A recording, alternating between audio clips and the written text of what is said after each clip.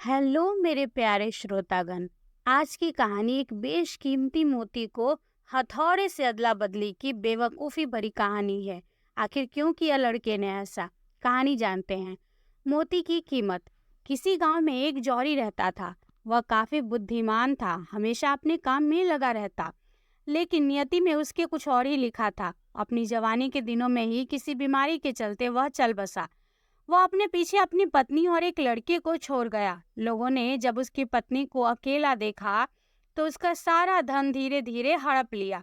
धन के नाम पर अब जौहरी की पत्नी के पास बस एक मोती बचा था, जो मरते समय जौहरी ने अपनी पत्नी को दिया था।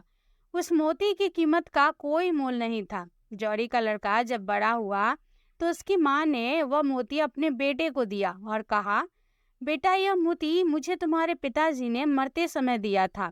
इसकी कीमत का मुझे कोई अंदाजा नहीं है, लेकिन तुम्हारे पिताजी ने कहा था कि यह एक अनमोल मोती है। जो कोई भी व्यक्ति इस मोती का मोल लगाएगा, वह अपनी बुद्धि का मूल्य तुम्हें बताएगा। यानी कि जैसे उस इंसान की बुद्धि होगी, ठीक वैसा ही इस मोती का मूल्य होगा। अब तुम इस मोती को लेकर बाजार में जाओ और इस मोती का मूल्य पता करो। लेकिन ध्यान रहे, इस मोती को उसी व्यक्ति को देना जहां तुम्हें इसका सही मूल्य मिले।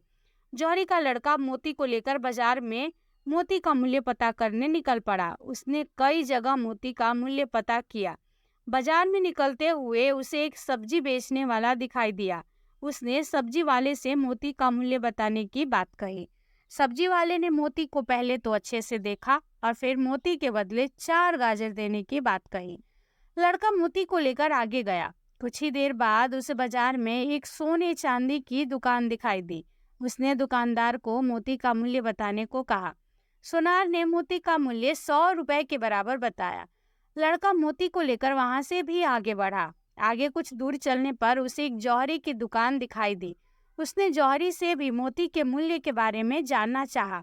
जौहरी मोतियों का भी व्यापार करता था, सो उसे मोती की भी अच्छी खासी जानकारी थी। उसने मोती का मूल्य 1,000 रुपए बताया। अब लड़का आश्चर्यचकित था। वह जैसे जैसे बाजार में मोती का मूल्य पूछ रहा था, मोती का मूल्य बढ़ता ही जा रहा था। अब उसके मन में मोती का सही मूल्य जानने को लेकर उत्सुकता हुई।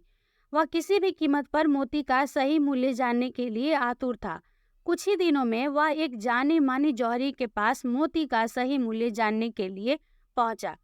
जौहरी हीरे मोती का बहुत बड़ा व्यापारी था। लड़के ने जौहरी के सामने मोती को रखकर जैसे ही मोती को दिखाया, मोती देखते ही जौहरी आश्चर्यचकित हो गया।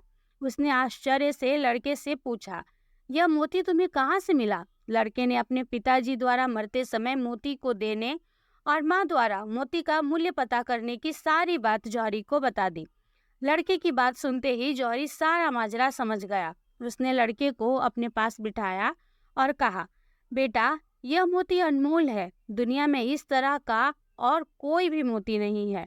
मेरे पास जो कुछ भी है, अगर वह सब भी मैं तुम्हें दे दूं, तब भी इस मोती का मोल नहीं किया जा सकता। जौहरी की बात सुनकर लड़के ने जौहरी से निवेदन किया, सेठ जी, पिताजी की मौत के बाद हम अकेले पड़ गए हैं। लोगों ने हमारा सारा धन छल कपट से हड़प लिया है। धन संपदा के नाम पर अब इस मोती के सिवा हमारे पास कुछ और नहीं है। अगर आप इस मोती का सही मूल लगा देंगे तो मैं यह मोती आपको दे दूंगा, जिससे हमारी तंगी भी दूर हो जाएगी और यह मोती भी सही हाथों में चला जाएगा। जौहरी को उस लड़के पर तरस आ गया। उसने लड़के के सर पर हाथ फेरते हुए कहा, बेटा, इस अनमोल मोती का मूल्य तो मैं नहीं लगा सकता, लेकिन जो भी तुम हमसे इस मोती के बदले में लेना चाहो तुम ले सकते हो। वह कैसे? लड़के ने जौहरी की बात पर गौर करते हुए पूछा। जौहरी ने लड़के को उसकी तीनों दुकानों के बारे में बताया और कहा, हमारी तीनों दुकानों में से तुम्हें पहली दुकान में 15 मिनट का समय दिया जाएगा और 15 मिनट में तुम जितना सामान उस दुकान से निकाल लोगे, वह सामान तुम्हारा हो जाएगा। ठीक वैसे ही दूसरी दुकान में तुम्हें 25 मिनट और तीसरी दुकान में तुम्हें 60 मिनट का समय दिया जाएगा। तुम तय समय में जितना सामान दुकान से निकाल लोगे, वह सब तुम्हारा हो जाएगा। जौहरी की बात सुनकर लड़का बहुत खुश हुआ। लड़के ने सोचा कि मोती की इससे अच्छी कीमत मुझे नहीं मिल सकती। बस यही सोचकर उसने जौहरी की शर्त मान ली और वह मोती जौहरी को सौंप दिया। कुछ ही देर में जौहरी ने अपनी मुनीम को बुलाया और लड़के से हुई सारी बातचीत मुनीम को समझा दी। मुनीम लड़के को लेकर पहली दुकान में पहुंचा। लड़का दुकान को देखते ही दुकान की सुंदरता में खो गया। दुकान में जगह जगह हीरे जवाहरात सजे हुए थे। इतनी ज्यादा दौलत उसने पहले कभी नहीं देखी थी। वह इस धन दौलत में इतना खो गया कि उसे समय का ख्याल ही नहीं रहा कि कब जौहरी के दिए हुए 15 मिनट पूरे हो गए। मुनीम लड़के को लेकर दूसरी दुकान में पहुंचा। यह दुकान सोने चांदी से भरी हुई थी। लड़का सोने चांदी की चमक को देखकर आश्चर्यचकित हो गया। वह कभी सोने का हार अपने गले में डालकर खुद को शीशे में देखता, तो कभी हाथ में कुंदा पहनकर खुद को अमीर समझता। देखते ही देखते यहाँ भी 25 मिनट पूरे हो गए और मुनीम ने लड़के को दुकान से बाहर निकलने का आदेश दे दिया। मुनीम अब लड़के को लेकर तीसरी दुकान में पहुंचा। इस दुकान में ऐशो आराम की सारी चीजें मौजूद थी। ऐसी ऐसी चीजें जो लड़के ने अपनी जिंदगी में कभी नहीं देखी थी। इन सब चीजों को देखकर लड़का पागल हो गया। वह कभी सोफे पर जाकर बैठता, तो कभी दीवार पर लगे झूमर को निहारता, कभी बड़े बड़े हाथियों के साथ खेलता, तो कभी अलग अलग तरह की घड़ियों को अपनी कलाई पर बांध के देखता। इस बार भी देखते ही देखते 60 मिनट का समय पूरा हो गया।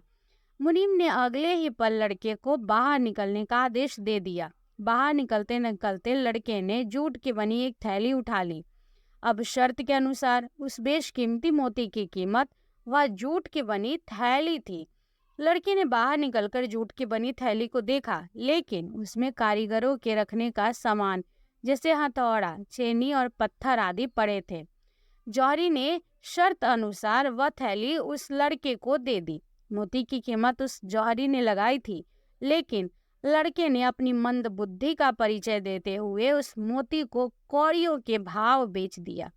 साथियों, हमारा जीवन भी उस मोती की ही भांति अमूल्य है, अनमोल है।